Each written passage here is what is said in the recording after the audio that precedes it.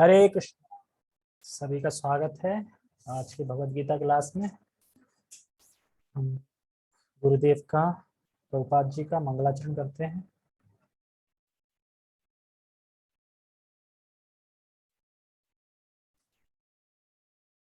Okay.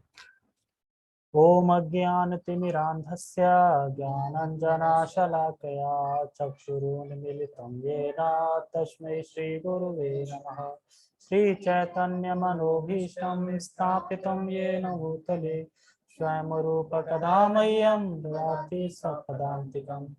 वन्देऽहं श्रीगुरुं श्रीयुतापदकमलं श्रीगुरून् वैष्णवांश्च श्रीरूपं साग्रजातं सहगण रघुनाथामृतं तं सजीवं साधुवेतं सावधूतं परिजनसहितं कृष्ण चैतन्य देवं श्रीराधा कृष्ण पादान् सहगण ललिता श्री विशाखान्त विशांच।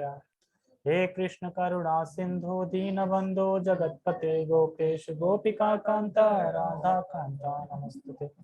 तप्त कांचना गौरांगी राधे वृंदावनेश्वरी वृषभानुसुते देवी प्रणमामि हरिप्रिये। वाञ्छाकल्पतरुभ्यश्च कृपा सिन्धुभ्य एव च पतितानां पावनेभ्यो वैष्णवेभ्यो नमो नमः। जय श्री कृष्णा चैतन्य नित्यानंद श्री अद्वैत गदाधर श्रीवासादि गौर भक्तवृंद। हरे कृष्णा कृष्णा कृष्णा हरे हरे, हरे राम राम राम हरे हरे। नमो विष्णुपादाय कृष्ण पृष्ठाय भूतले श्रीमते भक्ति वेदांत स्वामी नामिने। नमस्ते सारस्वते देवे गौरवाणी प्रचारिणे निर्विशेष शून्यवादी पाश्चात्य देशतारिणे। ओके, हरे कृष्णा। शुरू करते हैं। आज श्लोक की थीम पता है किसी को क्या है?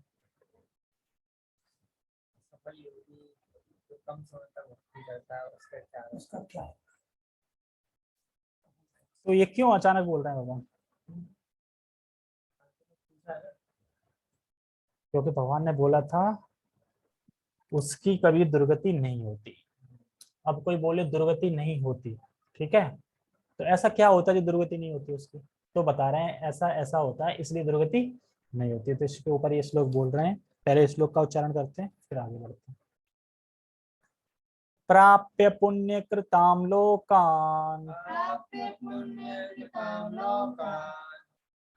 इशित्वा शाश्वती समहा शुचीनां श्रीमतां गेहे योग भ्रष्टो विजायते। प्राप्य पुण्य कृतां लोकान् उषित्वा शाश्वती समाः शुचीनां श्रीमतां गेहे योग भ्रष्टो विजायते। ओके, तो संस्कृत का अर्थ समझते हैं। इसमें दो क्वालिटी बताई है।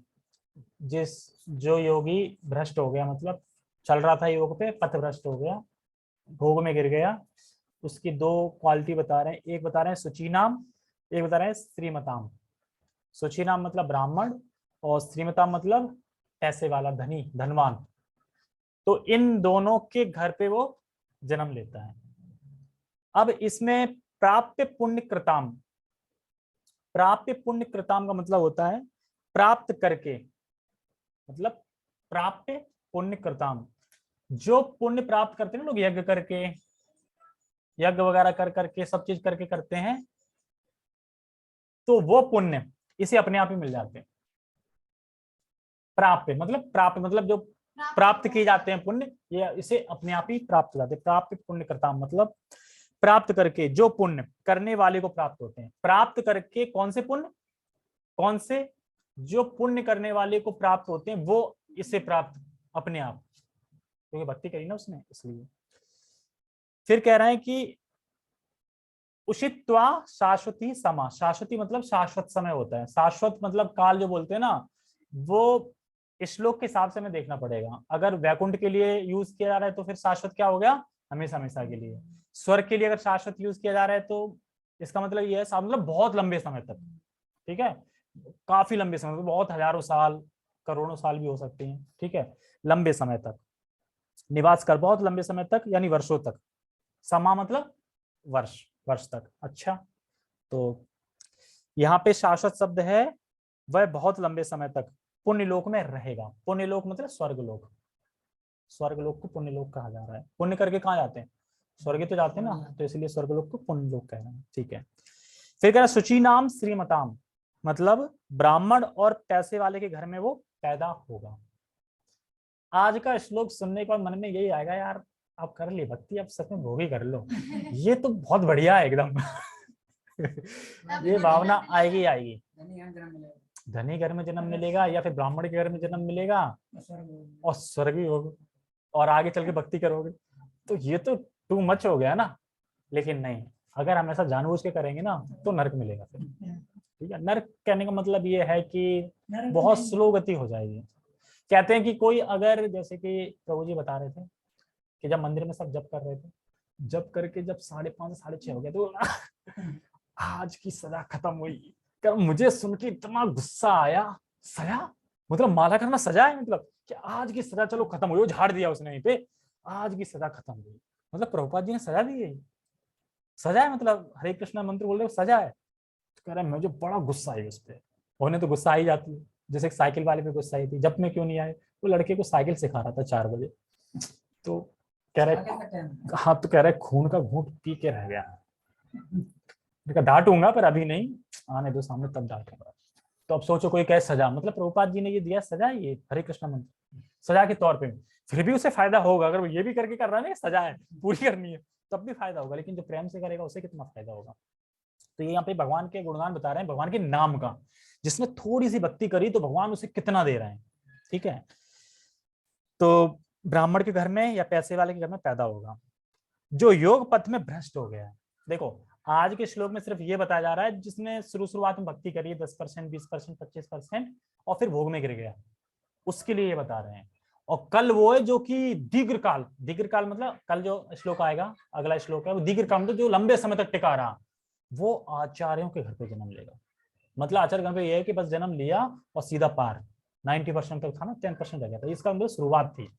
अब सोचो शुरुआत में भगवान कितना दे रहे हैं, इसी का वर्णन सुन के अपन को लग रहा है कि आप भले ही हो जाए पतन, क्या दिक्कत है, कुछ दिक्कत नहीं है ना। पतन क्यों होगा, भोग की वजह से, तो भोगी तो करेगा ना वो, तो भगवान पतन, भगवान को पता है पतन क्यों हुआ इसका, भोग की वजह से। भगवान कहेंगे ऐसा बेटा तूने भक्ति कर रहा है, ठीक है, अब तेरा पतन हो रहा है, मतलब भोग तुझे चाहिए, तुझे आशा है भोग कर लूं भोग कर लूं, तो ऐसा वैसा भोग नहीं दूंगा मैं तुझे, ऐसा भोग दूंगा कि जब तक तू थक नहीं जाएगा भोग कर करके, ये नहीं कहेगा कि मैं बस हो गया पूरा, तब मैं तुझे नीचे जन्म दूंगा, तब तक तू भोगता रहे। इसलिए बोल रहे हैं शाश्वता, मतलब शाश्वता मतलब समझे, अगर उसका मन नहीं भरा तो वो भोगता ही रहेगा स्वर्ग में। ये नहीं कि मतलब एक और श्लोक बोलते हैं ऐसा नहीं पुण्य क्षीण हो गए फिर वापिस मृत्यु लोक में आ गया, ठीक है, ऐसा नहीं है, मतलब वो भोगता ही रहेगा, भोगता ही रहेगा जब तक उसका मन नहीं भर जाएगा, जब तक, अब जब तक मन नहीं भरेगा भगवान को कोई दिक्कत नहीं, भोगो भोगो, और फिर जब मन उब जाएगा भर जाएगा तब जाके नीचे आएगा। और कैसे आएगा नीचे भी बताएंगे। जैसे भ्रष्ट हो गया है तो थोड़ा सा योग किया तो उसे स्वर्ग मिलेगा, स्वर्ग से फिर ब्राह्मण के घर में जन्म या फिर धनीवान के घर में जन्म, मतलब वो उस पर डिपेंड करता है कि कितना किया। जैसे मान लो 5% ही था तो धनवान के घर में कोई टेंशन नहीं रहेगी, ठीक है, और थोड़ा कर लिया है 50 तक या 40 तक हो गया तो फिर थोड़ा ब्राह्मण के अच्छे घर में दे देगा, कि ज्यादा नहीं पर 5 10 11 12 साल से तो भक्ति करेगी। और जो आचार्यों के घर पे जन्म मिलेगा वो तो स्टार्टिंग से खा रहा है, तो प्रसादी खा रहा है, वो करताली बजा रहा है सीधा बचपन से एकदम, वो फिर आचार्यों के घर पे होगा सीधा, ठीक है। तो यहाँ पे दो ही चीज बता रहे हैं, एक यही शुचि नाम और श्रीमताम। शुचि नाम मतलब सदाचारी बोल सकते हैं, ब्राह्मण बोल सकते हैं, और श्रीमताम मतलब धनवान बोल सकते हो या पैसे वाले के घर बोल सकते हैं। जैसे अब भोग की इच्छा रह गई, अब मन ही मन में उसने भोग की इच्छा दबा रखी है, भोग करने लेकिन दबा रखी है इच्छा को, भगवान तो देख रहे हैं ना कि तुमने भोग की इच्छा दबा रखी है, तो भगवान कहते बेटा तूने अब दबा रखी है ना भोग की इच्छा, काश काश कर रहा था, काश हो जाता वो, काश हो जाता वो, ठीक है मैं तुझे ऐसा भोग दूंगा टॉप क्लास का एकदम बढ़िया, तो फिर वो स्वर्ग जाता है और भोग करके फिर आता है। जो ज्यादा एडवांस है थोड़ा, वो डिवोटी के घर में नहीं ब्राह्मण के घर में आएगा, और जो थोड़ा लेस एडवांस है, कम एडवांस है, वो पैसे घर के घर वाले में आएगा, ठीक है, ऐसे समझ लो। तो भगवान यहाँ पे यही बता रहे हैं कि जो असफल योगी है जो असफल योगी है उसका क्या होगा, क्योंकि पिछले श्लोक में बताया दुर्गति नहीं होगी, क्योंकि अर्जुन पूछा क्या दुर्गति होती, ये तो दुर्गति हो गई ना उसकी, ना उसे आप मिले, ना उसे स्वर्ग मिला, तो उसे दुर्गति होगी। भगवान कह रहे ना दुर्गति नहीं हुई। क्यों नहीं हुई दुर्गति, तो ये अब 3-4 श्लोकों में बताया जाएगा। मान लो आज आपने भक्ति की पर धाम नहीं मिला, यानी वैकुंठ लोक नहीं मिला, तो फिर स्वर्ग लोक में यानी पवित्र लोक में, पुण्य लोक में, स्वर्ग लोक में वह अच्छा जीवन बिताएगा वो, और अच्छा जीवन बिताने के बाद फिर वापस मृत्यु लोक में आएगा, और ये जो 2 घर बताए गए हैं सुचिनाम श्रीमताम, यहाँ पे जन्म लेगा। सुचिनाम मतलब पवित्र आत्मा के घर आएंगे, ये भक्त के घर भी आ सकता है, और श्रीमताम मतलब या फिर किसी पैसे वाले मतलब ये नहीं कि टुच्चे मुच्चे पैसे वाले मतलब जैसे अंबानी हो गए, ठीक है, फोर्ड का मालिक हो गया, अपना ये बड़ा बिजनेस हो गया। बड़ा बिजनेस नहीं कर रहा है भक्ति, पैसे वाला नहीं है, फोर्ड का मालिक पैसे वाला नहीं है, भक्ति कर रहा है ना, ऐसे पैसे वाले, ये नहीं जहाँ टेंशन ही नहीं है बिल्कुल पैसे वैसे की। और जो थोड़ा मतलब कम है थोड़ा उसमें, तो वो मतलब ऐसा आ जाएगा कि मतलब खाने पीने की नौकरी वोकरी की टेंशन बिल्कुल नहीं होगी, बस भजन करो मत करो। और वो ऐसा नहीं है, और वो भोग भी करेगा, और भोग करके उसकी जब पुण्य जागृत हो जाएंगे, मतलब वहीं पे आके वही सी स्टेज पे आके फिर भक्ति स्टार्ट कर देगा। तो सोचो कितना फायदा है, गिरा तब भोग किए, ऊपर जाके फिर भोग किए, नीचे आया फिर भोग कर रहा है, और फिर भक्ति कर रहा है, और भगवान के पास भी जाएगा। तो ये भगवान एक तरह से दिवाली का बोनस दे रहे हैं। प्राप्य पुण्य करता मतलब जो यज्ञ करते हैं पुण्य पाने के लिए, स्वर्ग जाने के लिए, वो तो खाली भगवान वही दे रहे हैं कि चल स्वर्ग चले जाओ तुम, ठीक है, तो तुम्हारे पुण्य खत्म तो आप ये बोनस दे रहे हैं कि जो पुण्य प्राप्त करने वाले होते हैं वो तुम खुद ही प्राप्त कर लोगे ये भक्ति करने से, सिर्फ एक कृष्ण बोलने से। जैसे रावणाचार्य की टीका है, वेदांत सूत्र के अनुसार जो व्यक्ति धाम चला जाता है उसे वापस नहीं आना पड़ता। क्यों? क्योंकि वापस आने की इच्छा ही, वापस आने का कोई कारण ही नहीं है। वापस आने का कोई कारण तो होना चाहिए, क्यों कारण नहीं है? क्योंकि वहां पे शाश्वत सुख है, वहां पे शाश्वत मतलब हमेशा हमेशा परमानेंट सुख है, इसलिए वापस आने का कोई कारण ही नहीं है। अब मान लो कि कहीं तुम्हें सारी चीज फैसिलिटी मिल रही हो, फिर वहां से आने का करोगे? जो चीज चाहिए सब मिल रही है, जो चाहिए वो, वहां से आने का मन नहीं करोगे ना। वहां पे शाश्वत मतलब हमेशा हमेशा के लिए, और शाश्वत है, इसलिए आने का कोई कारण नहीं है, इसलिए योगी नहीं आता। ठीक है, ठीक है। इस पे बता रहे हैं, सूची नाम पे बता रहे हैं कि जो स्टार्टिंग में जैसे होता है ना, जैसे देखे कोई छोटे छोटे लड़के देखे करताल बजा रहे हैं, मृदंग बजा रहे हैं, भक्ति कर रहे हैं, श्लोका बोल रहे हैं, वो यही है कि वो आए और सीधा भक्ति में लग गए, ज्यादा मतलब ज्यादा कुछ वो करना नहीं पड़ा, क्योंकि भक्ति के घर पे ही जन्म लिया। अब कोई बोले स्वर्ग से कैसे गिरता है, मतलब स्वर्ग से वो, तो स्वर्ग से वो ऐसे गिरता है, मान लो कि भोग किया, फिर उसका शरीर छूट गया, स्वर्ग पहुंच गया, भोगता रहा, फिर उस उग गया कि नहीं भगवान अब भोग में मन नहीं है, तो फिर क्या है कि वहां के जो स्वर्ग के जो देवता होते हैं, जो भी कीपर्स होते हैं, वो उठा के उसको बादल में रख देते हैं, उस आत्मा को। यातना जो शरीर होता है ना, जो शरीर मिला था उसे वहां पे भोगने के लिए, उस शरीर को हटा के सिर्फ सोल होती है, मन बुद्धि अहंकार के साथ, मन बुद्धि मतलब होता है उसका, बादल में रख देते हैं। फिर बादल जब बारिश होती है तो फिर अन्न में आता है आत्मा, अन्न से फिर गेहूं में, और गेहूं से फिर इंसान खाता है, खाने से फिर जब उसका जन्म होता है तो जो प्रकृति होती है वो ढूंढती है, प्रकृति देखती है कि क्या है इसका मतलब, पिछला जो क्या मतलब पता होता है, तो वो देखती है कि इसको एक्चुअली भक्ति करनी है, तो भक्ति के घर में मतलब प्रकृति ऐसा नियम बनाती है, ऐसा ढूंढती है कि कहाँ भक्त का घर है, कहाँ इसको जा मतलब करना है, तो देखती देखती अच्छा ये राधे कृष्ण वाला, तो बस उसी के घर में भेज देती, तो फिर उसके घर में वो जन्म लेता है, भक्ति स्टार्ट ऐसे करके मिलता है। मान लो जो कि बेकार आत्मा है, जो जिसने पाप किए हैं, तो उसको प्रकृति क्या ढूंढेगी, पाप का घर कहाँ है, पाप का घर कहाँ है, अच्छा मांस खाने वाला ये घर है, ठीक है छोड़ दो, ऐसे करके होता है। मतलब मान लो वहां से तो भुगत के आया जो भी है, स्वर्ग से गिरा, तो अब आएगा, ऐसे कैसे हो जाता है कि यहाँ जन्म इसको मिला, यहाँ ऐसे प्रकृति देखती है कि इसका क्या है, उसे कहाँ जन्म मिलना है, उसके हिसाब से उसे फिर जन्म मिलता है, तो ऐसे फिर इस आत्मा को भक्ति घर में जन्म मिलता है। और श्रीमताम तो पता ही है पैसे वाले के घर में, क्यों? जैसे देखा है ना, जो फोर्ड के मालिक थे, जब प्रभुपाद जी की पहली भेंट हुई थी, तो प्रभुपाद जी ने बोला कि आपके दादाजी चल बसे हैं, तो आपके पास इतना पैसा था, तो कह रहा है कि क्या आपके दादाजी कुछ ले गए, तो कह रहा है नहीं। अच्छा, क्या आपके दादाजी कहाँ कहाँ गए हैं, ये भी नहीं पता। अच्छा ठीक है, दूसरा क्वेश्चन, अच्छा आप कुछ ले जाओगे, नहीं। आप कहाँ जाओगे, पता नहीं। तो फिर बस यही बात उन्हें यहाँ बैठ जाती है वहीं से उनकी भक्ति स्टार्ट हो जाती है। तो सारा कुछ समर्पण कर देते हैं इस्कॉन को, जो भी था। आज बताते फॉर्ड का जो भी 50% शायद जो भी इनकमिंग आती है वो इस्कॉन को जाती है सीधे सीधे।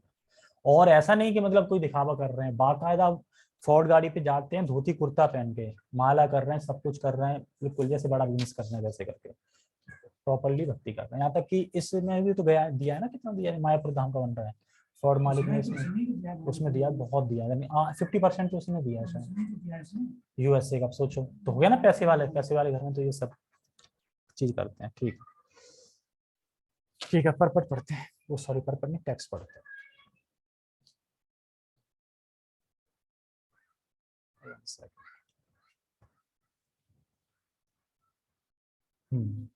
असफल योगी पवित्र आत्माओं के लोकों में अनेकानेक वर्षों तक भोग करने के बाद या तो सदाचारी पुरुषों के परिवार में या कि धनवानों के कुल में जन्म लेता है। कुल समझिए, कुल मतलब जो धनी, मतलब क्योंकि श्रृंखला ही चली आ रही, धनी धनी धनी, मतलब उनके कुल में वो जन्म लेता है।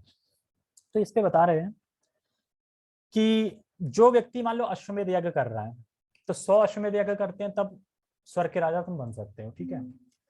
और एक व्यक्ति कृष्ण को प्रणाम कर रहा है, तो कौन सा श्रेष्ठ है?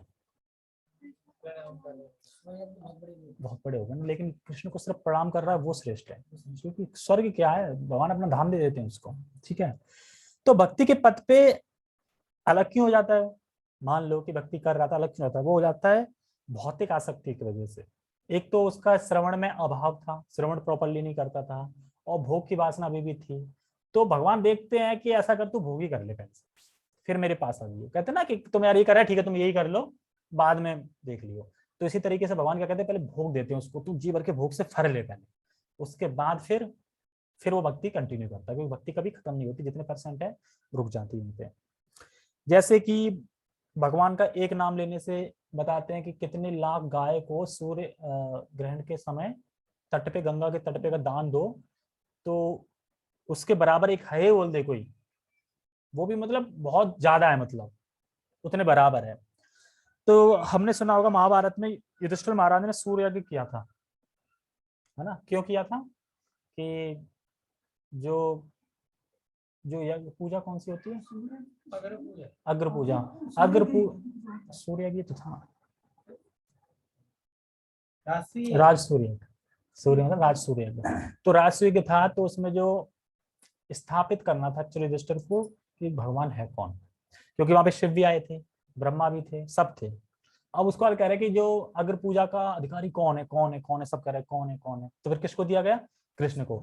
तो पूरे जगत में अपने आप स्थापित हो गया ना कृष्ण भगवान है, क्योंकि जो अग्र पूजा का अधिकारी वही होता है जो सर्वश्रेष्ठ है, सर्वज्ञ है, जो मतलब सुप्रीम लॉर्ड है, वही है, मतलब वही कर सकता है, मतलब जो श्रेष्ठ है सबसे।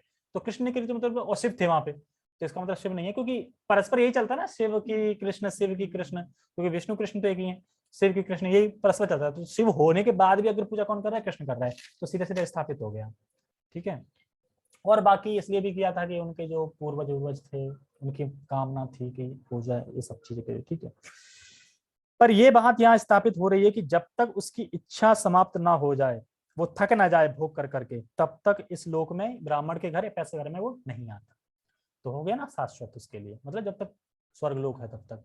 अगर तब भी मन नहीं भरा, क्या पता अगला स्वर्ग तब भी फिर जाए, क्योंकि अब मन नहीं भरा ना उसका।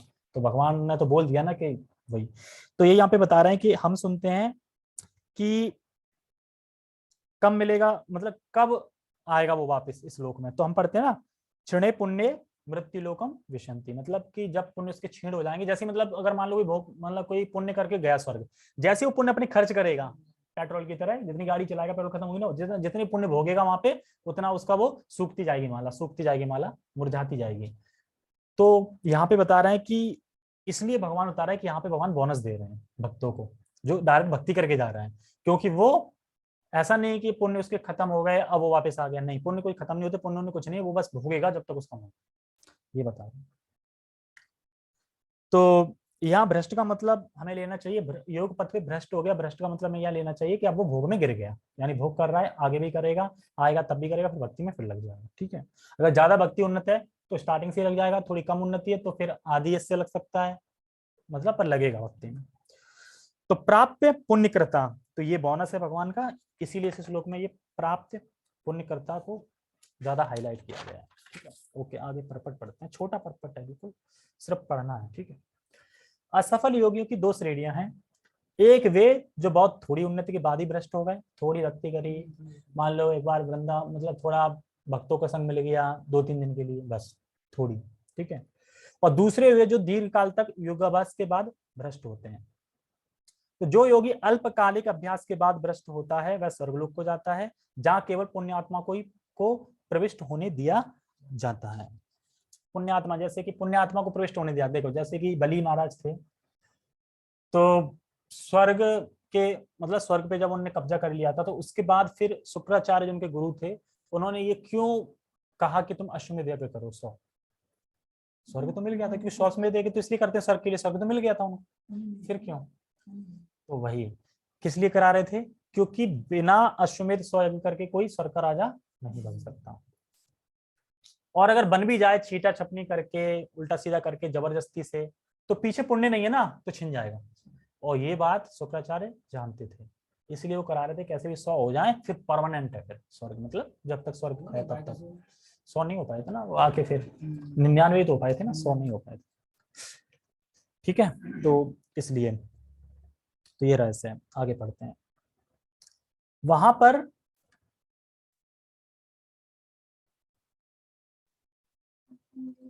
अल्फ्रेड फॉर्ड अमरीश महाराज, हाँ अमरीश महाराज, यस अमरीश महाराज मिले थे प्रभुपाद जी से।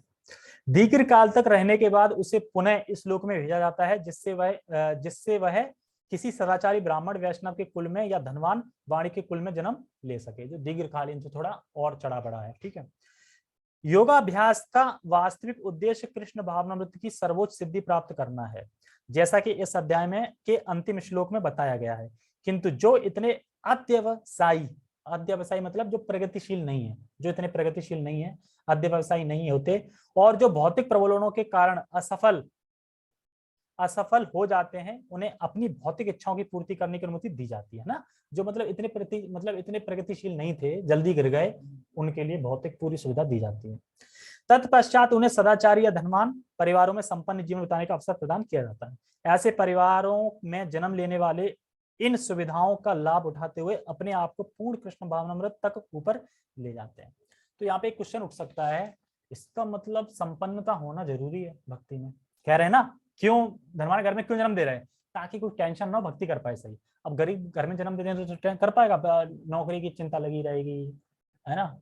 अभी जैसे तुम्हें 2 महीने काम ना मिले तो चिंता वहीं लगी रही, फिर हो गई माला, है ना, माला माला हरे कृष्णा मिल नहीं रहे हरे कृष्णा, ऐसे होता रहेगा ना, मिक्सर हो जाएगा। तो फिर इसलिए भगवान धनवान कर देते हैं। तो भौतिक संपन्नता मतलब कि धन संपन्नता होनी चाहिए भक्ति में, पर कितनी, जितनी आवश्यकता है, और तुम्हें नौकरी की चिंता ना करनी पड़े, खाने पीने की, इतनी होनी चाहिए। नहीं होगी तो फिर चिंता हो जाएगी, तो फिर थोड़ा डिस्टर्बेंस हो जाएगा। तो ये बता रहे हैं यहाँ पे इतनी संपन्नता होनी चाहिए कि खाने की चिंता ना हो, बस खाने को मिलता रहे। अब जो भक्त बन गए, ब्रह्मचारी बने गए, उन्हें खाने की चिंता है नहीं, तो भजन कर सकते हैं ना आराम से। मेन तो खाने की चिंता ही है ना, खाने की, आहार, भय, निद्रा, मैथुन, 4 चीजों की तो चीज है ना यहाँ पे बहुत संसार में। अब मैथुन छोड़ दो, ब्रह्मचारी खत्म, 3 बचे, आहार, भय और निद्रा। भय तो है नहीं, क्योंकि वहां पे रह रहे हैं, कृष्ण की भक्ति कर रहे हैं, तो अभय हो गए। निद्रा चलो सोने के लिए 6 घंटे मिल ही रहे हैं, ऐसा नहीं कि सोने में डिस्टर्बेंस कर रहा हूँ, और आहार मिल ही रहा है, ठीक है, सब चीजें मिल रही है, तो भक्ति कर सकते हैं ना आराम से। अब सोच के देखो, क्या ब्रह्मचारी जीवन अच्छा नहीं है फिर? एक्चुअली पूरा तो खेल यहीं पे ये है ना, आहार, भय, निद्रा, मैथुन, इसी में लोग फंसे रहते हैं, और वो चीज वहां पूरी हो गई। और जीवन में चाहिए क्या? वही चाहिए ना, कि खाने को मिलता रहे, सोने को मिलता रहे, और अच्छा छत के नीचे रहने को मिलता रहे। और अच्छा मंदिर से अच्छा और छत क्या हो सकती रहने की ना, क्योंकि जो भी चीज हो बाहर हो सकती है, पर मंदिर में तो सबसे लास्ट में ही आएगी वो। ऐसा तो नहीं है कि तुरंत वहां पे आ गया। कोरोना में कितना कुछ लोग सोच रहे थे, मंदिर वाले तो खूब खा रहे थे आराम से, और बढ़िया खा रहे थे ना, बढ़िया खाने को मिल रहा था। और अच्छा सा खा रहे थे ना, सब बन रहा था। तो यही बता रहे हैं, और बता रहे हैं कि जब परमहंस हो जाएंगे तब बात अलग है, फिर ये अपेक्षा नहीं है कि आप खाने को है कि नहीं। तो परमहंस तो मतलब ये सब, जैसे कि सुदामा थे, गरीब थे ना, भजन कर रहे थे आराम से, और भी एग्जाम्पल बहुत सारे। तो इतना धन हो कि भक्ति हम सही से कर सके, इतना जरूरी है। तो भगवान के नाम में सर्वशक्ति है, तो कैसे पता चलेगा? अब कोई बोले कि भगवान के नाम में सर्वशक्ति नहीं, सर्वशक्ति है ना, नाम नाम निकारी बहुधा निज सर्वशक्ति। ये हमें फील तो होती नहीं। तो कोई कहे ठीक है आज तुमने पकौड़े खाए, हाँ पकौड़े, पकौड़े में कितने विटामिन थी पता नहीं। अरे तो विटामिन छोड़ो, पकौड़े पाओ ना। ये छोड़ो ना कि तुम्हें फील हो रहा है कि नहीं हो रहा है, लेकिन ये है ना कि सिर्फ शक्ति है, करते रहोगे पार लग जाओगे, बस वो देखो, तुम्हें वही देखना है, ठीक है। तो पकौड़ा खाओ, विटामिन गिनने की जरूरत नहीं है। Okay, so stop, will stop, क्योंकि आज का श्लोक छोटा है, ठीक है, कल का थोड़ा बड़ा आएगा। ओके, फिर जगत गुरु शील प्रभुपाद की जय, श्रीमद् भगवद गीता की जय, निताई निताई गौर प्रेमानंदे, हरि हरि बोल, हरे कृष्णा।